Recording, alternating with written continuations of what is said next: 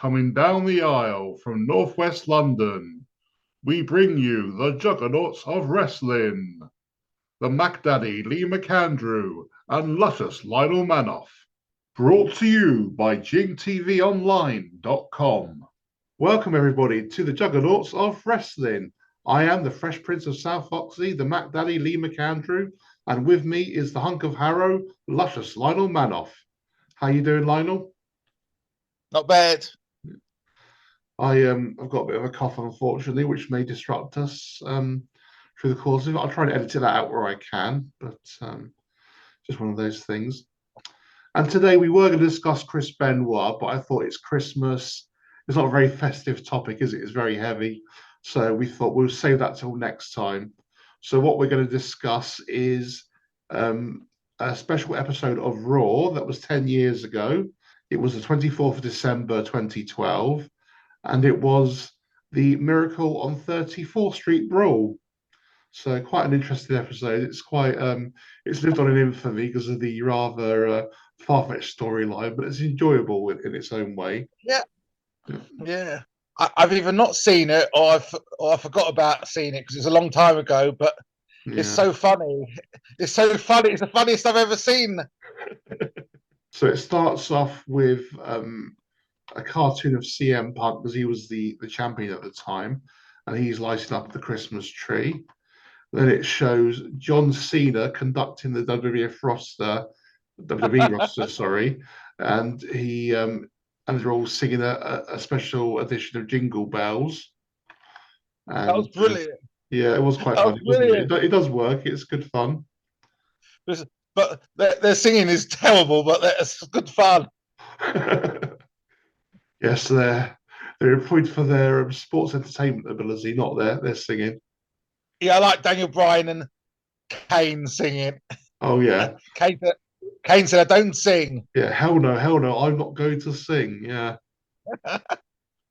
lots of names. There's some blasts from the past as well, which we'll come to later. Then it goes back to the cartoon, and it shows a cartoon John Cena punching out CM Punk, because CM Punk was a heel at the time and John Cena was the top babyface.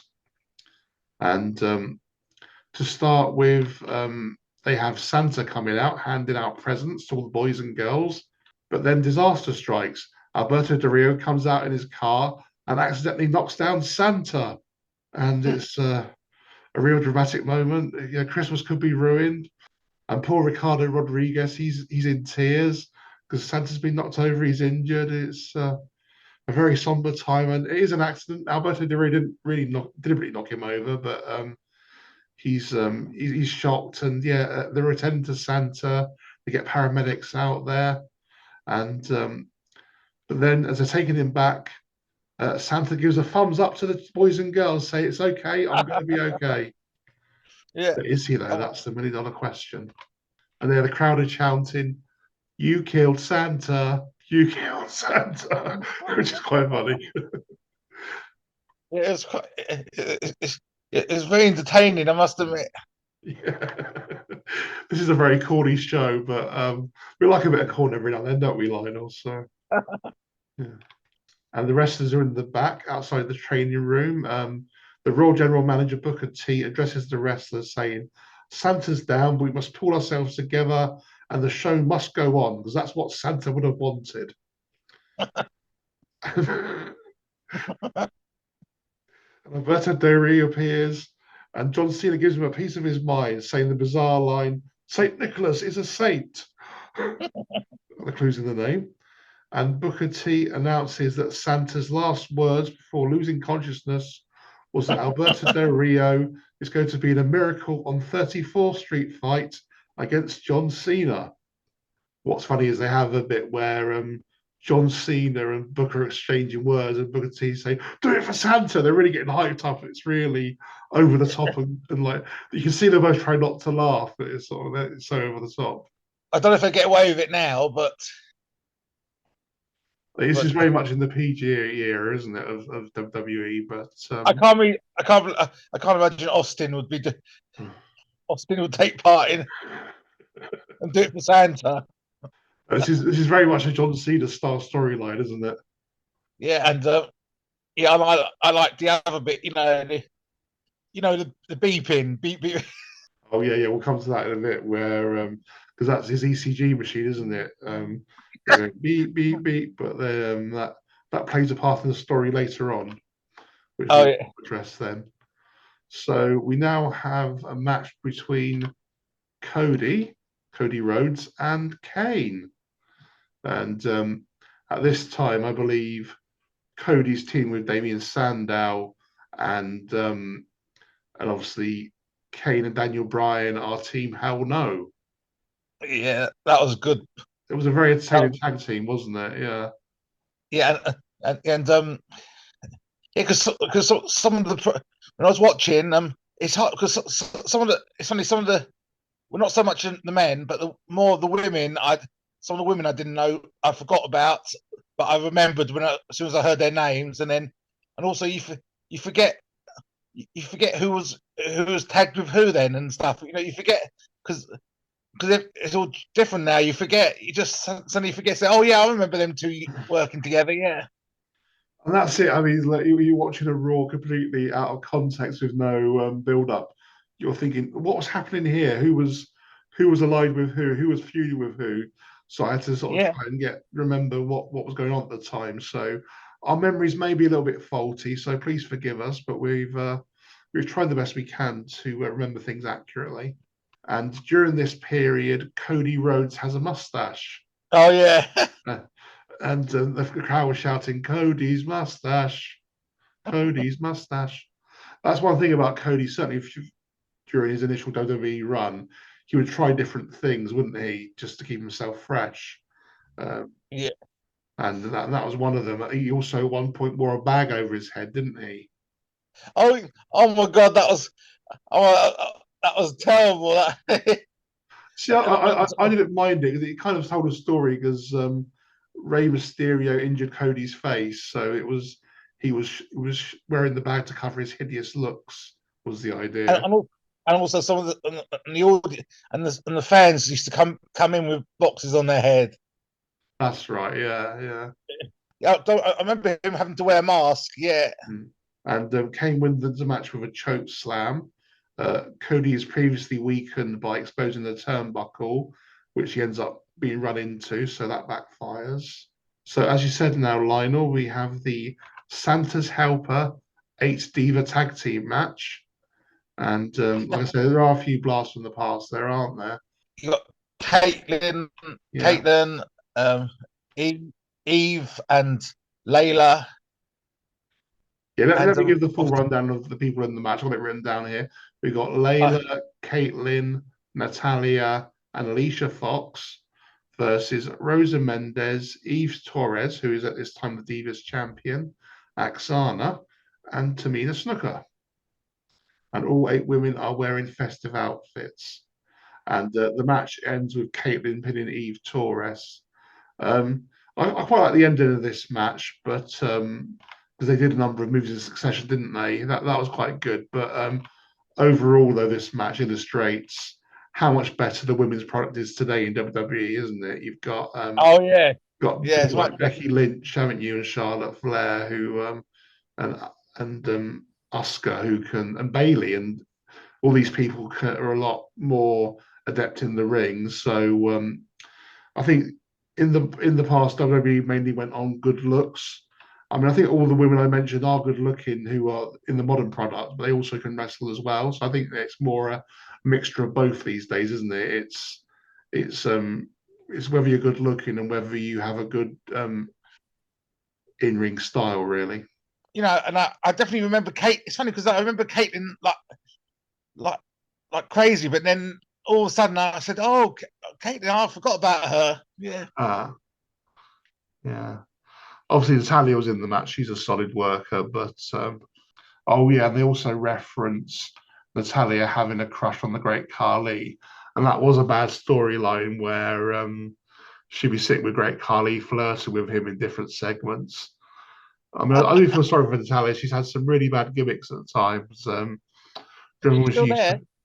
Yeah, she's still there, I know, but I think she's been derailed at times by I say, some really, really awful gimmicks assigned to her. I was going to say the worst one was when she kept farting all the time. You know, they kept saying, "Oh, who's Trump?" I was just going to say that. Yeah, yeah. Well, I was going to word it as her flatulence gimmick. You say farting because you're so uncouth. Oh, that was a bit. That was so stupid. Yeah. Oh, that was worse. I mean, yeah, but I mean, she's had a sort of long career there, so she must be doing something right. But why they keep saddling her with these awful gimmicks, I really don't know. She has been champion and tag team champion since, obviously, but Yeah, she's held titles, but she's never had a sustained run, as has she? I mean, if you're looking at the women's division, she's a mid carder, isn't she, at the moment? I mean, in the women's division, Becky Lynch is a main eventer, Charlotte Flair's a main eventer. You could argue also Bailey and Bianca are, but yeah, Natalia's firmly in the mid card, and you do wonder if some of yeah, that is because of the bad gimmicks they've given her in the past. maybe they've got plans for. I don't know if they've got plans. No one knows. You know, it will just happen out of blue if it does. But I think she's happy. She's happy just to do any job she's given. You know, well, I'm not saying happy, but I think she's you know, she's not going to moan about it because you know at least she's got a job, hasn't she? So That's true. Yeah, I mean, you do wonder with Natalia how much longer she's got left in her career. I mean, she can still go, but it's just she's been with WWE so long. You wouldn't be surprised if eventually they future endeavour her. Really, yeah, I can't imagine her going to another company. It would be unthinkable thinking about it because I don't know. I I don't don't think. know. I mean, like I say, if ever she did part ways with WWE, she didn't have to retire. Then I think she'd be a good fit in TNA because they've got a good women's division, haven't they? Or knockouts division, as it's called. And But again, you know, she could probably do some good in AEW if there were wrestlers willing to learn from her. So because she's probably got lots of injuries now over the years. So yeah, probably. But I mean, she looks in good shape at the moment. So you know, I'm not saying they should get rid of her. I'm just saying you do think you know she must be going towards the end of a WWE run now, mustn't she? yeah, it's coming to a point where you don't dislike her, but you got to think it's not. You know, there's not going to be a good storyline for her. No, no, I do actually really rate her. It's just I just say I think the chance to do something big with her is gone now, unfortunately. Unless they do unless they do bring King or Queen of the Ring back and she Mm. wins Queen of the Ring or she wins the Royal Rumble, which I don't think she will. But and also you got a lot of the youngsters coming in, you know, from NXT coming in now. So Exactly, unless and she I just think they're going to focus on them, aren't they? Now, really, I think she could end up turning into like a coach, you know, like a coach for the youngsters. You and get maybe that's the reason she still stays on there. Who knows? So there's a number of segments in this episode where you have AJ Lee and Dolph Ziggler celebrating Christmas together. Because in storyline, AJ Lee was allying herself with John Cena, but then she turned on him in a ladder match against Dolph Ziggler, and she went with Dolph Ziggler. And yeah, so Dolph Ziggler and AJ are cuddling up in front of the fire. They're watching the video where AJ betrays Cena, and that's when also the Money in the Bank contract was on the line. And then it goes to a recap of Del Rio knocking over Santa. And Michael Cole says, representatives from the North Pole have been informed. So I imagine Mrs. Claus was kept informed of her husband's condition. wasn't Kermit on it? Oh, yeah, what you're referring to, they showed highlights from the year, didn't they? I can't remember when back to the show it was, but they showed a bit where Kermit and Miss Piggy were interviewed by The Miz, didn't they? Matt Striker gives an update on Santa, says the medical staff are still working on him. Yeah, did you know Matt Striker's now in Impact? Oh, I didn't know. Actually, I need to correct myself. I said TNA earlier. I meant Impact. Yeah, when I said about Natalia, yeah. So apologies for that. Yeah, so he's actually the lead announcer now on Impact, Mike Striker. And do you remember Aidan English, who AD. yeah, he's called Matt Renwald, but he's the color commentator now in Impact. What was he the one? the one who acted all like British with a top hat and stuff. Do you mean like the Vaudevillains? If I see his Oh, picture, I'll tell you who Aiden English is. This will get it. It's Rusev Day. Remember the guy who used to sing Rusev Day? Did he have a moustache? Yeah. Yeah, I think that's what I mean. And he acted all like posh with a umbrella and stuff. I Was can't that remember the him? umbrella, but he was in a tag team called the Vaudevillains, wasn't he? With Simon Gotch. Oh, But then Simon Gotch got released, and and Aiden English was allied with Rusev, and he used to sing Rusev Day, and it really got over, didn't it? oh, actually, I've forgotten all that. Did you? Oh, there you go. Jogged your memory. It's funny. It's funny how you remember. I can remember some things from like 20 years ago, but I can't remember some things from 10 years ago. Yeah. And now we have a lumberjack frost match. The only difference is that the lumberjacks are wearing Santa hats as opposed to check shirts. And in this match, Big Show is the heel and the heavyweight champion, but it's a non-title match, and he is taking on Sheamus. Around this time, they made Sheamus a cheery baby face, which didn't really work. It was, and the fans never really took to it. I think because he's a baby face again now, isn't he? I think it works better this time because, he's more like a tough guy More who can vicious. get behind. Yeah, and he's more vicious kind of. Exactly. Yeah, he was sort of a happy-go-lucky, smiley wrestler before, wasn't he? And that just the fans didn't take to him. Yeah, it was a bit. Yeah, it was. Yes, but now sometimes it works better at certain times in the year. Things that don't work years ago work now. Yeah, but what I'm saying is they have a different approach with him now, don't they? Oh yeah, and he's got a lot more experience, obviously, since Yeah, then as because well. he's a babyface now, but he's not so happy-go-lucky and smiley, is he? He's all business. He beats people up. He's a bar fighter kind of thing. Yeah. Well, I think the reaction he got in Wales, because that was I was very impressed by his reception of all the fans, and that's basically I think that made people mind up. They're going to change him into baby face. I reckon it helped make the mind up because everyone was cheering him like crazy and clapping him, and they're showing him respect for his hard work. Yeah, I was quite happy with. That's one of the good points of the show. Seeing all the reaction he's getting from everyone. Yeah, that was good. And yeah, partway through this match, Big Show starts mockingly singing "Rudolph the Red-Nosed Reindeer" for no particular reason. I don't know what that was. And yeah, the fight breaks out outside the ring amongst the lumberjack Frosts, and Sheamus hits the bro kick for the win. Yeah. Then after that, everyone starts fighting in the ring, and the faces come in and celebrate with Sheamus. And as you said about that, then they have that Muppet section with the Miz and with Kermit and Miss Piggy, and also Damien Sandow makes an appearance as well. Now, next we have David Otunga in the ring. Do you remember David Otunga? Oh yeah, with Nexus, yeah.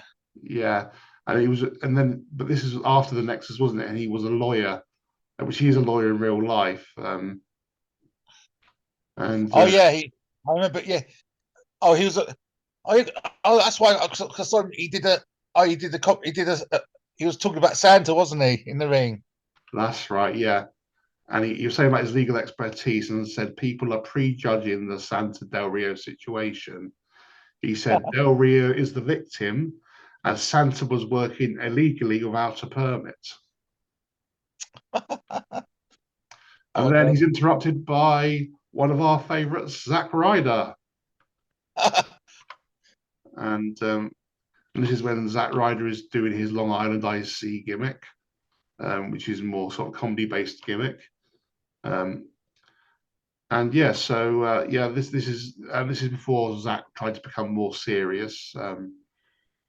But yeah, I do understand that really that he wanted to ditch the comedy act because I think I'd only get him so far on the card, really, wouldn't it? Then they go to a segment with Booker T and Teddy Long with Brad Maddox. And I think what happened at that time was Booker T was a general manager, but Teddy Long was his assistant. Oh, Yeah. I know Teddy's always been associated with the general manager role sort of in recent years, hasn't he? But at that time, he was Booker T's assistant. I think he had a break from it. And what they said to Brad Maddox is because Brad Maddox wants a WWE contract, they're saying to him, if you can beat one of Santa's elves, you get a WWE contract. They don't tell him who the elf is. We'll come to that later. And then we have The Miz and Kofi Kingston teaming up to face Antonio Cesaro and Wade Barrett. Around this time, they try the Miz's babyface, don't they? They've tried it a couple of times, and they soon switch him heel back afterwards. It sort of works for a short period, then they think, no, this isn't what he's best at, so let's turn him back into a obnoxious heel. yeah. And what I was also remembering at this time is that Kofi Kingston was in Air Boom, wasn't he? Not long before that. I was trying to think of the guy's surname he was with. I know him as Matt Sydal, and I was thinking, what was he called in WWE? And I remembered it was Evan Bourne. Oh yeah, Evan Bourne. Yeah, Oh God, yeah. yeah. They were quite a Well, good tag team, weren't they? But obviously, people now, when they think of Kofi Kingston, they'll think of the New Day and Kofi Mania, and quite rightly so. But he did some interesting things before that as well. yeah, he's been there for quite a long time as well. Kofi. Yeah, and also around this time, there is some mention of Big E Langston, and they refer to him as a newcomer. So this was like quite early on in Big E's run as well. Oh yeah, I remember when he. Yeah, I remember when he came as a different name. Yeah. Yeah, and yeah, at this time Cesaro's called Antonio Cesaro, and they dropped the Antonio. They dropped the Antonio eventually, don't they? Yeah, that was when he was like. That was when he was pro. Like, was it Switzerland? Yeah, and I think he had can't say her name now. Axana as his manager to start with, didn't he? Exxon. Yeah, she was in that tag team match earlier. Oh God, it's terrible. I remember he's going. Yeah, so the match ends with The Miz delivering the skull crashing finale on Wade Barrett and getting the pin. So Kofi and Miz are the winners there. We need to take a break now, so we'll hand you over to Cecil and then see you in a few moments. Hello, my name is Cecil. I am a stand-up comedian, but at the moment I am sitting down. That's a joke. If you want to hear more jokes, then check me out at jingtvonline.com. You can also search for Jing TV Online on TikTok, on Instagram, on Twitter, a number of places really. So please come and join me and have lots and lots of laughs. Ha ha ha. So we're back now from break and we're just going to carry on where we left off. So yeah, it's back to Dolph Ziggler and AJ Lee. And AJ Lee puts her hands over Dolph's eyes because she's got a special surprise for him. She removes her hands, and there is the Money in the Bank briefcase with a ribbon attached. And they reminisce about how they won it, where AJ Lee betrayed John Cena. And Matt Striker gives us an update on Santa, but doesn't really say much of note, so not a lot to say on that one, really. Then Brad Maddox walks to the ring, half singing Brad Maddox is coming to Raw to the tune of Santa Claus is coming to town. Because, as we said before, if he wins, he earns a WWE contract. And then you get ready for his opponent. And to start with, Hornswoggle's music starts playing. You think Hornswoggle's his opponent. Well, that's okay. That's a nice, easy win for Brad Maddox. But then the Great Khali's music plays. And he comes to the ring, and it's a whole different story. and both the Great Khali and Hornswoggle are dressed as elves. During the match, Brad Maddox shouts at Great Khali, "You're not an elf!" And during the match, Hornswoggle does jump on Brad Maddox. He does have some interference out there. And Khali wins the match in what I think was supposed to be a choke slam, but he holds his shoulders and brings him down. Yeah, I think he made a mistake. About Khali, but he's a really bad wrestler, isn't he? Oh. I still think he's better than Omos. There's not much in it, to be honest. And I like it when they're dancing. I told you that I actually saw a halfway decent Khali match in Wembley Arena. No, was it Wembley Arena? It was somewhere in London anyway. And he has a match against Jinder Mahal, and Jinder Mahal actually carried him into a halfway decent match because I think Jinder Mahal took the lead, and then it was quite presentable. Actually, I was quite surprised. And actually, I know a lot of people hate on Jinder Mahal and say he's boring, but I actually found a new respect for him when watching that match. I thought it was okay. Yeah, personally, he's not my favourite, but he's not he's not the bottom or either. You know, he's just the middle. Yeah, he's not going to sell out arenas and things, is he? But he's a solid worker, dependable. And he's good to have as part of a stable, maybe now. And afterwards, Khali and Hornswoggle dance in the ring. And Hornswoggle grabs the mic and says, "Get well, Santa." And then something quite bizarre happens. Khali grabs the mic and sings out a tune, and it's barely comprehensible. He sings, "Merry Christmas, I wish you." And yeah, it's very, very confusing. It's nearly as bad as when he sang "Happy Birthday."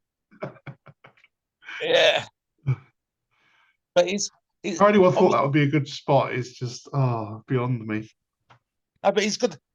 But you know, he's good when he does, because obviously he does a lot of films, doesn't he? As well, he does a lot of acting in films, and obviously he's good because he hasn't got really much acting. It's more to do with his size.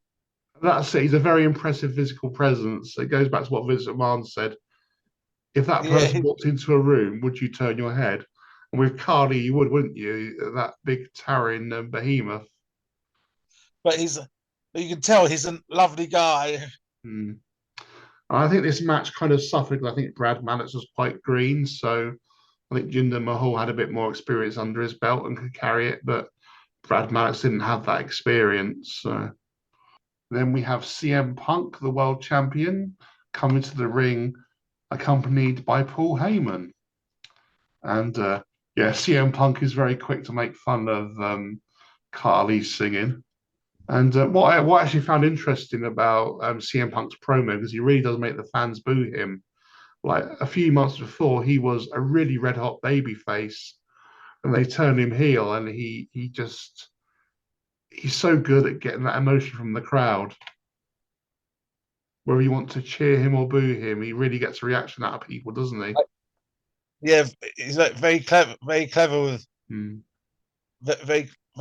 It's a bit like Jericho as well. You know, he can do that a bit, yeah. But and now it's all changed for Punk now, unfortunately. Yeah, he's attracted quite a bit of controversy, hasn't he? The last 10 years have been. He said some very interesting things about people, including the person who's going to come to the ring now. He says about Ryback. He says that Ryback injured him. That's why he's on crutches. And he said instead of being fired or suspended, they reward Ryback with a title match, which he says isn't fair. I know that in real life, Ryback did do a move on CM Punk that went wrong, but I don't know if that was what caused this injury, if that was something else. But obviously, CM Punk said some very inflammatory things about Ryback afterwards, calling him the steroid guy and things like that. Oh God, yeah. I don't think they'll be friends anytime soon. No, I don't think either of them wants to be friends either. But Yeah, they're just Ryback comes out to the ring, and I think Heyman warns him he can't attack Punk, and then Ryback says they're going to have their TLC match that they were supposed to have at the pay-per-view. But I think because Punk was supposed to defend at the pay-per-view, then he got injured. That's why they're having it on the Raw, which is the first Raw of January 2013. Yeah, yeah, I know. Because I know Ryback started saying TLC, TLC. That's right. Instead of feed me more. Yeah, So carry on. Yeah. it's a shame Ryback had. Then out comes Daniel Bryan. I'm so used to calling him Brian Danielson now. It feels funny to go back to Daniel Bryan again. No, And I've always called him Daniel. I can't. I don't like calling him Daniel Bryce, Brian Danielson. I hate it. well, that's his real name. So and yeah, he comes out shouting "No, no, no," which was his catchphrase at the time because he had been going yes, yes, yes. Then he turned heel. It was no, no, no, and then obviously he went back to yes, yes, yes again in the end. Moxley said the best wrestler ever in the whole world, as far as he's concerned, is Daniel Bryan. I remember he said it the other day. I was watching, And a but lot of people would agree with that. the only thing I didn't like, I liked one storyline with him. When he turned all economic. You mean When he turned, ecological? yeah. I really hated that. Honestly, I hated that. The only thing I liked is a bit where he said, when he partnered with Rowan. Rowan was with him, and someone he accused someone of who was it? Was it Roman Reigns or someone at the time? Yeah, someone throwing things on him, and they got someone to look like Rowan with a beard and said it was him that did it. But I didn't like. I was so pleased when they got rid of that gimmick. I hated it so much. Really? It was so not. Yeah, and I hate it. Yeah, it just. I don't know why. I just didn't like. I didn't like seeing him like that. I love Daniel Bryan as an eco warrior. That was a fantastic gimmick. I thought. I just liked it. Yeah, he had an eco-friendly WWE belt as well, didn't he? Oh yeah, it was funny because the things he was saying was actually good advice for Yeah. for life. Obviously, that was a good message. Obviously, But it was good. It's just like, but I didn't like it. Really, you make someone say it in a really obnoxious way, and it gets them over as a heel. And Yeah, what my yeah, favorite but bit was when he was saying about the cow Bessie, wasn't he? That it was a belt or a burger or something, and he say Bessie was killed to make this, and then the crowd start shouting, "Thank you, Bessie! Thank you, Bessie!"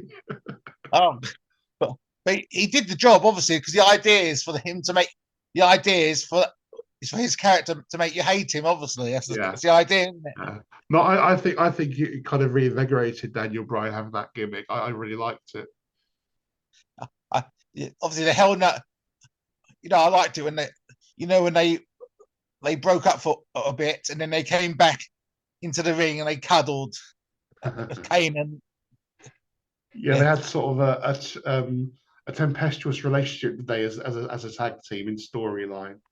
no, I know, and it was the funniest thing when they went to anger management course and Kane when Kane described everything he's done. Yeah, it was quite. It was so funny, and he's such a nice guy. I know he's married to obviously. I know what you call it. He's married to one of the obviously Bella twins, isn't he? But I know because at one stage when I was watching that, everyone making out John Cena is not a nice, controlled person, and Daniel Bryan's the opposite.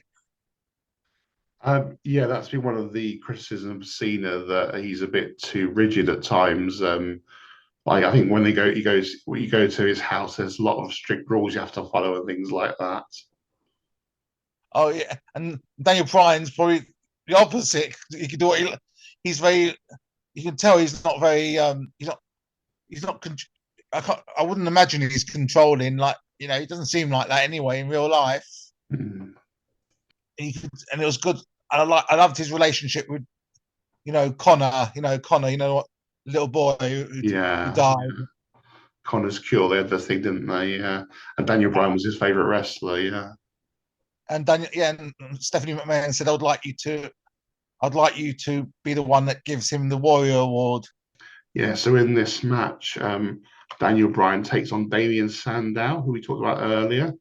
And they really dropped the ball with Damien Sandow, didn't they? I mean, this is a guy who's a good in-ring worker, has great mic skills, great presence, great charisma. And yeah, they just underutilized him. They gave him the Money in the Bank contract, but then quite soon after he lost it again. He lost it in the match to John That was Cena. him because he was with the Miz originally. Yeah, He was with the Miz originally. yeah, he's had a number of different incarnations, hasn't he? But yeah, he started off as this pompous, uh, what's the word, high culture snob, and like I say, they teamed with Cody for a while. They made him win the Money in the Bank contract, but he cashed it on John Cena and lost. Oh. Like you say, in the end, they dropped the whole pompous gimmick and actually made him a Miz impersonator, didn't they? Oh yeah, he kept copying Yeah. everything the Miz done. And the crowd really got behind He's that, quite didn't good. they? He was quite yeah. He was quite everyone. Yeah, it's a shame they didn't make him last longer. Because I think his real name is Aaron Stevens now, and he's actually working for NWA. But he's more a manager than a Oh, wrestler. He does wrestle every now and then, but he's primarily a manager. So I think his in ring career is winding down. Put it that way. But yeah, I just think oh. they could have been done so much more with him. A guy who's very capable, who can do a number of things, and yeah, it's a shame, really. But yeah, this match ends when Daniel Bryan gets Damien Sandown in it's the no lock at the time, but it was normally called the yes lock, wasn't it? And then we have the 12 Days of Christmas 12-man tag team match. And we have Brodus Clay, the Funkasaurus, Tyson Kidd, Justin Gabriel, the Usos, and Santino Marella against the primetime players, which is Darren Young and Titus O'Neil. And we have Tenzai and the three-man band, who is Heath Slater, Jinder Mahal, and Drew McIntyre.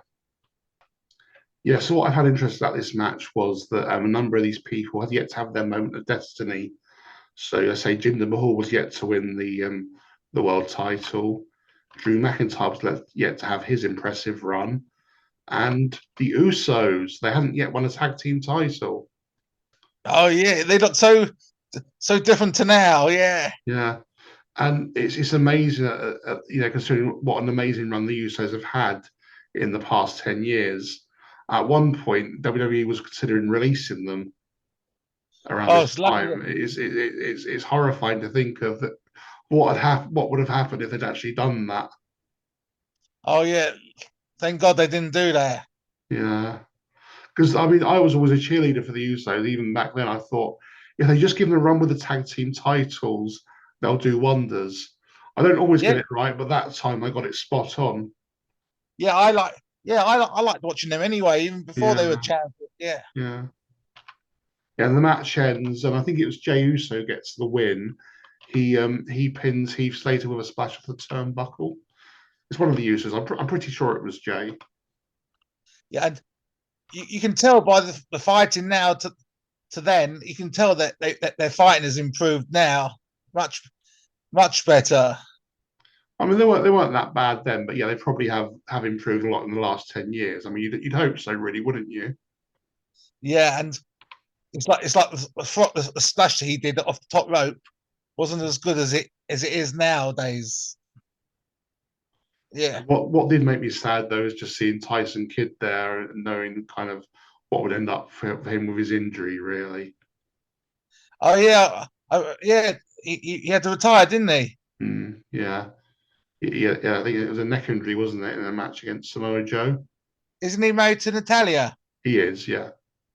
Or his last match was against Samoa Joe. That's where he got injured, yeah. And also you have Justin Gabriel, who was a South African wrestler. Like I say, he seems so. I've not really heard much about him in recent years. I looked online, and apparently he was supposed to be wrestling for TNA this year. I don't know if Impact. Sorry, I don't know if he did in the end. And also, yeah, and he was also part of Nexus, wasn't he? He was, yeah. That's why it's funny when Wade Barrett was mentioning John Cena coming back on the 30th, and Cole said, "You know him very well, don't you?" Because he's the one who forced him to be part of Nexus. Yeah, they had quite a historic feud, didn't they? Yeah. It's quite. I quite enjoyed the Nexus thing. And all the others turned, again. The whole locker room turned against Nexus, and even the ones who don't like Cena turned against Nexus and helped him. Yeah. That was quite good.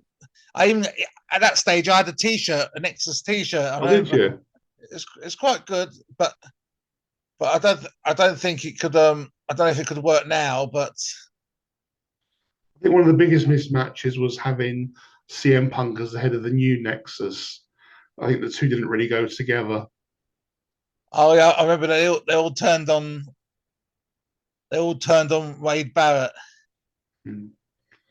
Yeah, and CM Punk was the new leader, wasn't he? Then we go to a segment where Kane gives Daniel Bryan a Slammy as a Christmas present. You know, one of those awards they have, and Daniel gives Kane a small dog, and then Kane says thank you and implies he's going to eat it. Then Daniel takes it away and shouts, "No, no, no!" And he said, "Yes, yes, yes." Then AJ Lee is with Dolph Ziggler again, and she reads her own version of the Night Before Christmas, where again she praises Dolph Ziggler and badmouths John Cena. And they kiss under the mistletoe, they get amorous, and they fall down and knock over the Christmas tree in their passion. They're so caught up in the moment. And now we're going to a bit you were talking about earlier. Matt Stryker is outside the operating room with Santa. And he says, Santa has taken turn for the worse. Well, then all of a sudden, the ECG machine starts beeping to the tune of Jingle Bells, and Santa's feet start moving. It's a Christmas miracle. That is, I don't think I can get away with it this now. I don't think I could get away. Can you imagine? I know what you mean. I think it's it's a bit more serious now, isn't it? At the moment, I mean, the John Cena area was very much kind of child friendly, wasn't it? That's perfect for him because he's good at that kind of thing. Exactly, he embraces all that cheese, doesn't he? Mind you, R-Truth could have done that. Yeah, R-Truth, I think, and I think he'll be still capable of doing that kind of jokey thing because he's. Unfortunately, I hope even if he doesn't come back as a wrestler, hopefully he can stay around because he's got a lot to teach everyone else, you know. Yeah, he'd be a good commissioner, wouldn't he, R-Truth? Oh yeah, oh yeah, and because like I said to you yesterday, the thing thinking about bringing the GM thing back, and obviously that I must admit it was annoying in some ways, but it was not good. You know when he did the when Michael Cole kept having to read out an announcement from a general manager all the time. Oh yeah, the anonymous Raw general manager, yeah. And I remember once Vince McMahon was in the ring having discussions, and then Michael Cole said something. He said, "Michael Cole, shut up" or something. but honestly, if I had a choice, I'd have. I know he hasn't done nothing wrong.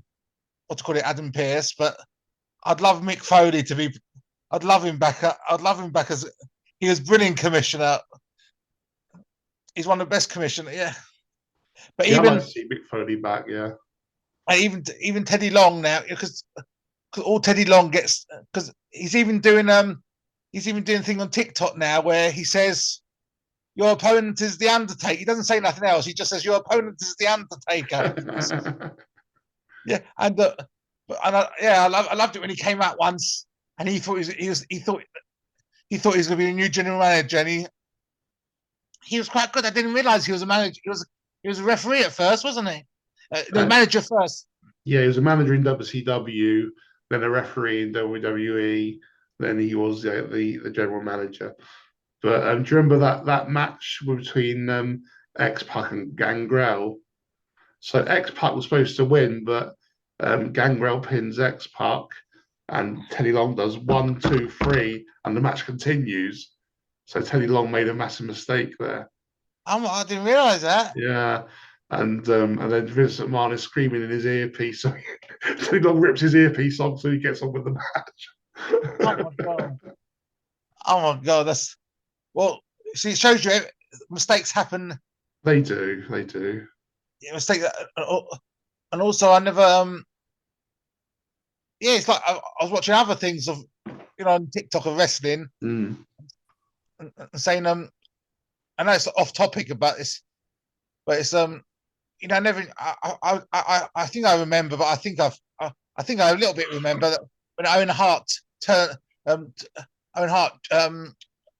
joined the Nation of Domination and beat up Ken Shamrock. That's when Farouk, was out of the Nation of Domination. Yeah, that's the only time The Rock's been bad, really, isn't it? No, not the only time, because do you remember he turned face and then they had that Survivor Series tournament, didn't they? And he teamed up with Vince McMahon because he might end up winning the tournament. Oh yeah, and he came. Oh, is it when he came into the ring and everyone thought he was going to help the Undertaker, but instead he did a rock bottom on the Undertaker and then he pinned him. I'm not sure about that. He's had three heel runs that I can remember. The Rock, maybe it's more, but yeah. So it was when he first turned from being Rocky Maivia to The Rock. That was his first one. The second one was a Survivor Series one, tournament, where he takes on Mick Foley in the final of the tournament, and they do like a Montreal Screwjob homage where it turns out The Rock, who we thought was a babyface, is working with Vince McMahon. Oh yeah, but him and Mankind work. Him and Mick Foley work well to get their chemistry is brilliant. And I think the last heel turn I remember, there may be more, but these are the ones I remember. I think it was when he was about to leave WWE. The Rock went Hollywood, and I think it was around the time Goldberg returned, wasn't it? When Goldberg first joined. Sorry, that's when. Yeah. Oh yeah, that's when he. Oh yeah, that's when he was horrible to Hulk Hogan, and that's when he did that nasty advert with that little boy with a cereal from his home or whatever, and it's about Cena things, making fun of Cena because it was no, you're thinking of something else. He wasn't a heel in that, but he was just being mean about John Cena. Yeah. I think him and Cena were both baby faces, but yeah, it was just should be a heated rivalry. Yeah, so hopefully we'll see him at Survivor Series, not WrestleMania maybe. Yeah, but I'm not sure. So. Yeah, but I'm not sure because he can hardly be champion, can he? Because he's too busy to. Yeah. Unless he wins the titles, and then he just gives the belts up, and then that's when there's a competition to see who becomes champion. Yeah, no, I think if he takes on Roman Reigns at WrestleMania, I'm not saying it's going to happen, but it's hypothetical. He needs to lose, in my opinion. What, The Rock? Yeah. And then after that, then Roman Reigns can, he doesn't have to worry because he's beaten everyone there is, really. Yeah, I'd like to, but I know now Triple H is in charge. I know it sounds stupid, but I think how his friendship with, I know Batista said he'll never wrestle again, but there's always, with Triple H in charge, he can always. I'm hoping that's one person I would love to one person I'd love to come. I loved Batista. He's brilliant. He's a good actor. He's a good actor in his things, but I'd love him to come. Just as much as The Rock. Love him. I'd like to see Batista versus Roman, but obviously it seems better with the Rock because it's family, obviously. So we're back now from a break, and we're going to discuss the Miracle on 34th Street fight between John Cena and Alberto Del Rio, the main event of the show. And what's worth noting, this will play into the match, there is a ramp where there's lots of Christmas presents under a Christmas tree, and they will feature prominently in this match later on. And so what happens is John Cena goes to the ring, and then Ricardo Rodriguez, he normally announces Alberto Del Rio, but he's just too upset and too he's crying all the way through his announcements. He doesn't do it properly. He's still upset about Santa being injured. And during the match, Alberto Del Rio beats down Cena, grabs the microphone and says, "It was an accident." John Cena fights back, and he, for some reason, shouts at the microphone, "Santa!" He's really having it up his old Cena. And so, under the tree is out those presents. So what they do is they unwrap the presents, and then there's different things they could possibly use as weapons. So Ricardo Rodriguez gets one of the presents, passes it to Alberto Del Rio. Del Rio unwraps it, and it's a pie. And Del Rio's saying, "A pie?" He's not very impressed. But all the same, he goes to hit John Cena with it, but Cena moves out the way, and Alberto Del Rio hits Ricardo Rodriguez. I must admit, this is my favourite incarnation of Alberto Del Rio with Ricardo Rodriguez. I think without Ricardo, then Del Rio didn't really interest me as much. Yeah, it's quite entertaining him coming out to announce him all the time. Exactly, yeah. But obviously he's been in jail, hasn't he, and stuff. Yeah, it's kind of taken a dark turn. Del Rio's story, the stuff with Paige as well didn't go down too well. I'm not going to comment on Del Rio's legal issues because I hear a lot of confusing different narratives on that. That some people were saying that he was innocent, some people were saying he's not. So I just don't. Yeah. I'll keep an open mind. And they, the two of them are fighting on the ramp, and Cena opens up another of the presents under the tree, and it's a TV monitor. So he uses that as a weapon against Del Rio. Then Del Rio gets the upper hand, and Ricardo passes him another box. He opens it up, and it's a teddy bear. And he does sort of half throw it at Cena, but it doesn't work. He just does it half-heartedly. And then at some point in the match, Cena puts on a holly wreath around Ricardo Rodriguez and puts a box on him as well. Then they go back to the tree again, and the crowd's shouting, "Use the tree, use the tree." So he does. Oh yeah. He does the tree and he throws it at Del Rio. I'd love to see it today, but I can't imagine. This is such a fun match. And what I also wanted to say is Del Rio and Cena work really well together, don't they?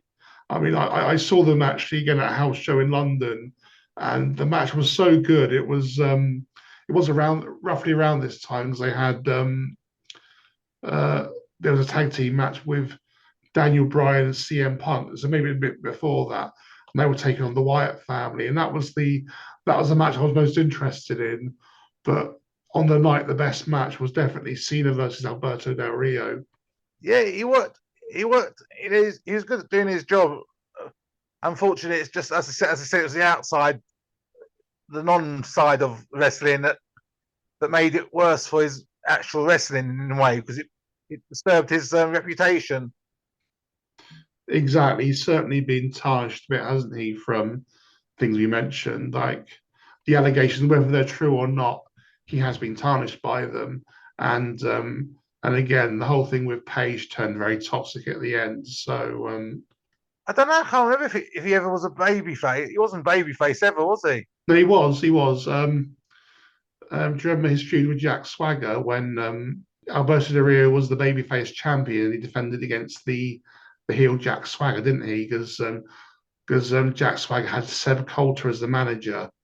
Oh, yeah.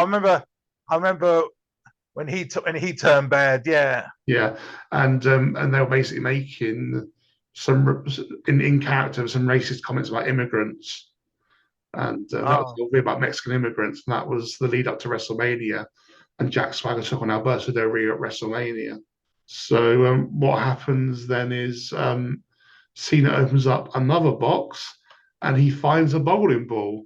So Del Rio's prone at the bottom of the ramp.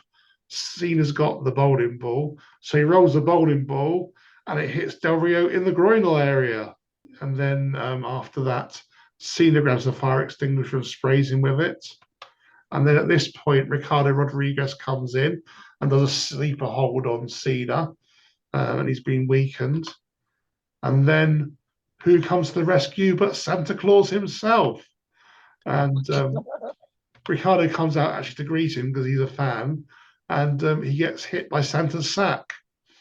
And then Santa, Saint Nick, uses the mandible claw, Mr. Socko, on Alberto Del Rio. And then we realise it's not Saint Nick, it's Saint Mick. It's Mick Foley. And then Cena delivers the F5 to get the pin.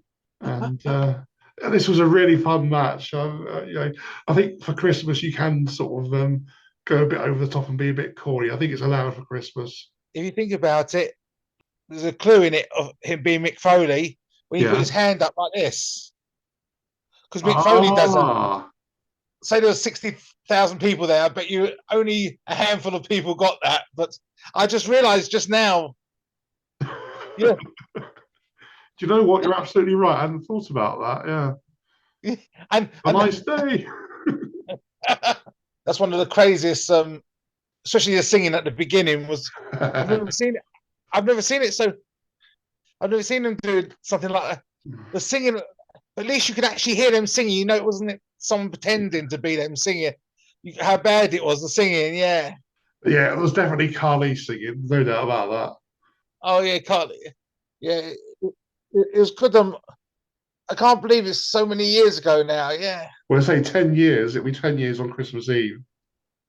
And you still got Natalia, Miz, Kofi, McIntyre, the Usos still there, and who else is still there? O'Neil, Titus O'Neil's still there, even though he's not wrestling much. But yeah, has he retired? He must have retired, hasn't he? Yeah. Probably. Actually, you remind me. I did want to say about the prime time players. Really, I forgot about that. People were saying about them there was missed opportunities.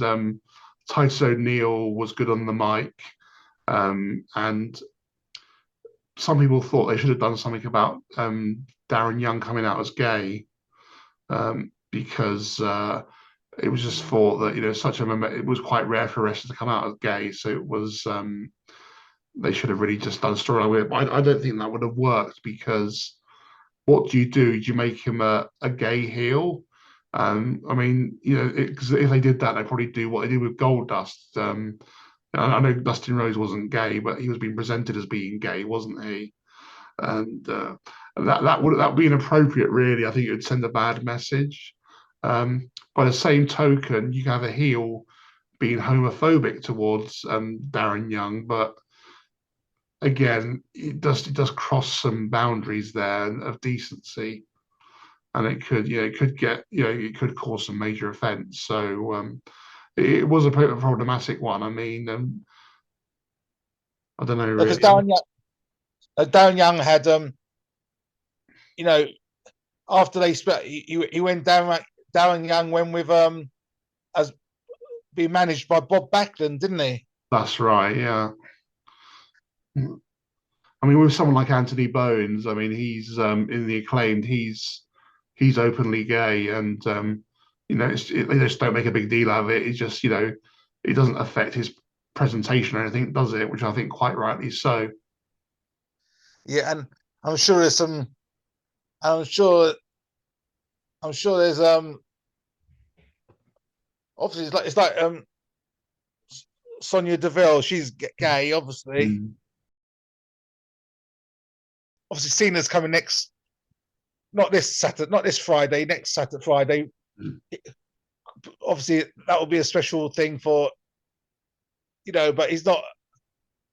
He comes and goes, so it's not like, it can't be any proper storyline, but people are still happy to see him. But You can have a short-term storyline, certainly. I mean, I think at times Cena was just shoved down our throats a bit, but now it kind of, because he's been away, you do miss him a bit, and it's nice to have him back, and you can appreciate the talent that he is.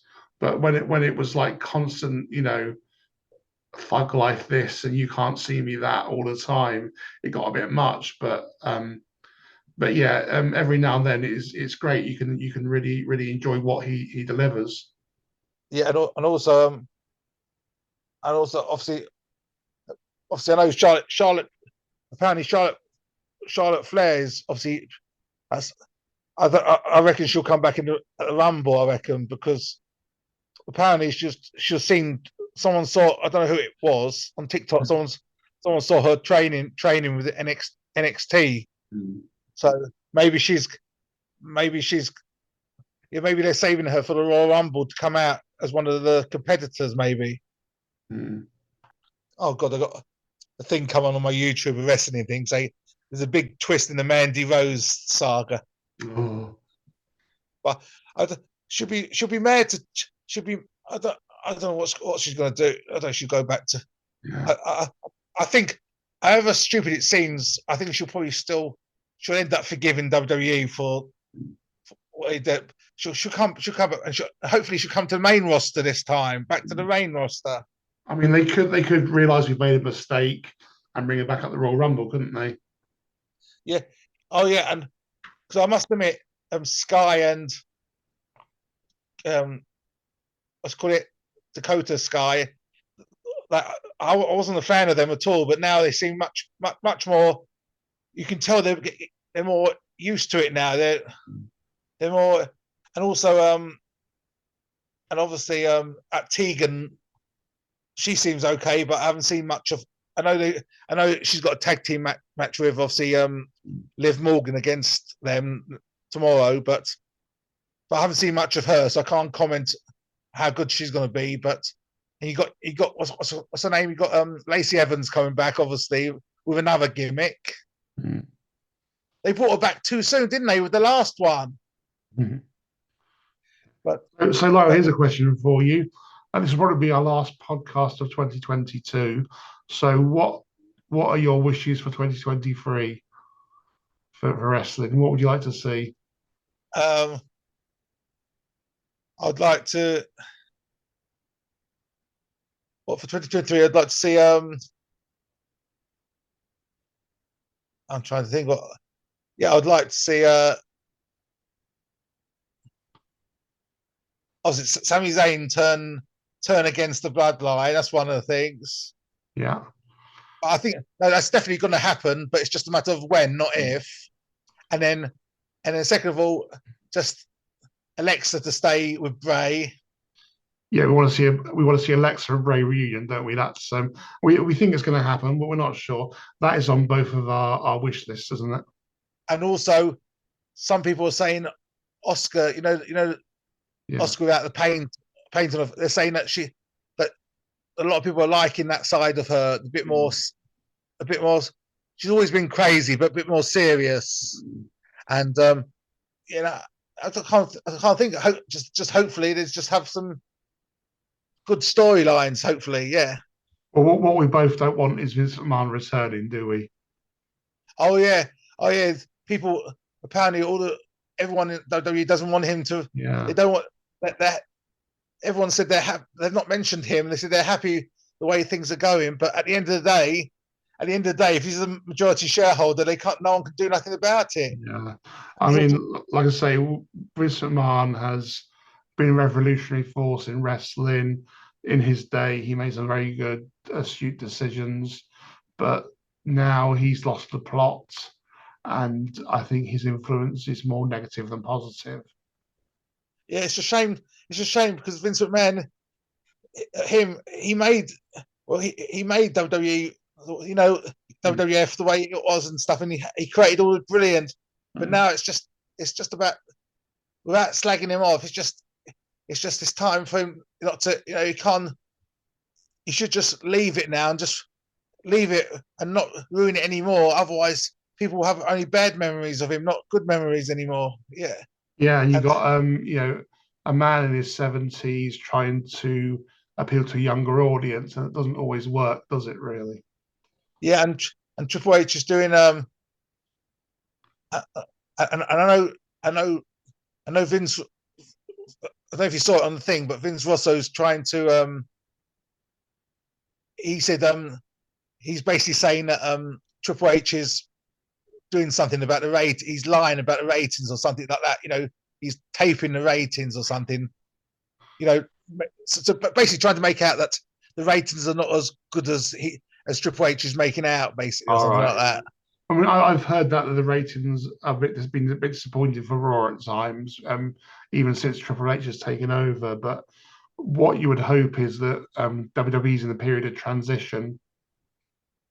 Yeah, yeah, and hopefully, I think I think Rumble and SummerSlam, Rumble and WrestleMania will be, hopefully Royal Rumble will be, and also a storyline with Bray.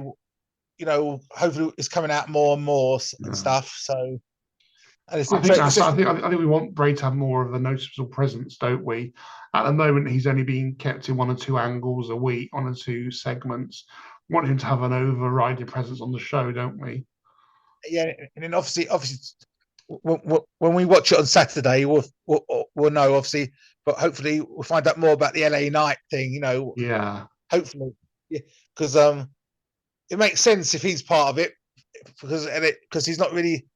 Besides that, he's not really got any. Storyline's not very interesting, apart from this part of storyline he's got. He's doing that stupid modeling thing. I think for me, I would like to see AEW turn things around a bit. I think this has been a bit of a disappointing year for them, really. It's just, and some of it's not been their fault. They've had unexpected injuries, like CM CM Punk. Punk winning the title, getting injured, and obviously there was the locker room incident, which I think there was faults on both sides from what I can see. Um, and yeah, I just think they, and also the products felt a bit flat at times, which I think is Tony Khan's fault because he's sort of hired all these wrestlers and he doesn't have enough TV time for them all. I mean, Miro's not been on TV for a while, has he? Yeah, they asked him. The Yeah. reporters asked him. They said Miro's fit, and also Ric Flair's husband's fit and well. I mean, Charlotte But Flair's husband. sorry, not Charlotte Flair's husband is is is Yeah. fit, but I think he was trying to explain it's not enough. He hasn't got enough time for everyone. Yeah. But he wants to leave Andrade, doesn't he? He wants to go to WWE. That would be good. He can go, but it'll be good. And then when he goes back, he'll probably have a better, a better return than his beginning. But what Tony Khan said to Andrade allegedly is because he had a fight with Sammy backstage in real life, but he said to Andrade, "If you hit Sammy, I won't fire you and send you to the WWE." Oh, Because he knew that's what Andrade wanted. oh, so yeah. He's been, because he's caused trouble as well, hasn't he? He has, yeah. He's got a bit of a motor mouth. And and yeah, it's a shame we didn't. We should have kept Paige as well. I think. I still call her, and I still call her Paige, and it's easy just to call her. Soraya, yeah. Yeah, and yeah, we've lost a lot of some good stars to AEW. But unfortunately, for Tony Khan, he needs to. He's no good at talking on the mic. Yeah, he needs to keep a lower profile, I think, Tony Khan. He's not like at least with Vince McMahon, he knows what he's. You know, he's proper speaking. He knows how to handle the speaking and stuff. But when Tony Khan speaks, he normally puts his foot in his mouth, or he comes across as really like a money mark. Yeah, because he sounds like just like an obsessed fan. Yeah, exactly, and he doesn't sound very professional, does he? I think that's the thing. No, even though he is a fan, he can't. If he as he can't afford to. He has that more professional. Yeah. Yeah, so I think, yeah, and I just think they just need to kind of have some more long-term planning. I think Tony Khan needs to realize it's not. He needs to take advice more from more experienced people. I mean, he can say to people, "This is my vision. This is what I want to do." Then they can say, "That's fine, but this is how you get there." Yeah, he needs to find someone from. Excuse me. So Karen. He needs to find like a coach. Yeah, like a speech coach. Teach him how to do his speaking and stuff like that. When he's announcing things and stuff. Because even though he's a fan, it's good to see him in some ways. It's good to see him as he's a fan, like a genuine fan. But in his role, he can't afford to. He has to be professional as well. No, but I think just someone needs to advise him to keep a low profile, sort of be behind the scenes and operate things, and don't say too much on social media. Don't do too many interviews. Just keep a low profile. Let the action speak for itself. You can have just a normal fan in the audience speaking, and you won't tell the difference between him and him. Yeah. But yes, but I know AEW. I know it's gonna be. It's gonna be. It seems a bit. Doesn't seem as interesting. Yeah, though it has picked up a bit since MJF's been champion, so I'm hoping it's going to go in a good direction for now. And also the House of Black. What's it? Alistair Black is back, obviously. Yeah, Malachi Black is called in AEW. Yeah, Malachi Black, and it's a shame he would have worked so well with Bray. Yeah, he would. Yeah. So thank you for joining me today, Lionel. And Juggernauts of Wrestling is brought to you by Jing TV. So go to jingtvonline.com to get all the links. You can go to Twitter, you can go to TikTok, Instagram, YouTube, and search for Jing TV Online, all one word, and that will bring it up for you. And if you have any opinions you want to share with us, whether you agree or disagree, don't get upset. Just email us your thoughts to juggernautsofwrestling@gmail.com. As we say, the next topic we're going to discuss is Chris Benoit. So if you've got any queries, then please send them to us. And we're probably going to discuss that at some time in the new year, aren't we, Lionel? Yeah, definitely. So thank you, Lionel, for joining me, and thank you at home for joining us. And have a Merry Christmas. And thank you for watching the Juggernauts of Wrestling. The Juggernauts of Wrestling is sponsored by Jing TV. When I say sponsored, I mean the person who created Jing TV also is doing this podcast. That's Lee, not Lionel, because they look very similar. But anyway, go to Jing TV Online or search for Jing TV Online on TikTok, on Instagram, Twitter, Reddit, other places as well. I can't really remember right now. But yes, the message is Jing TV Online.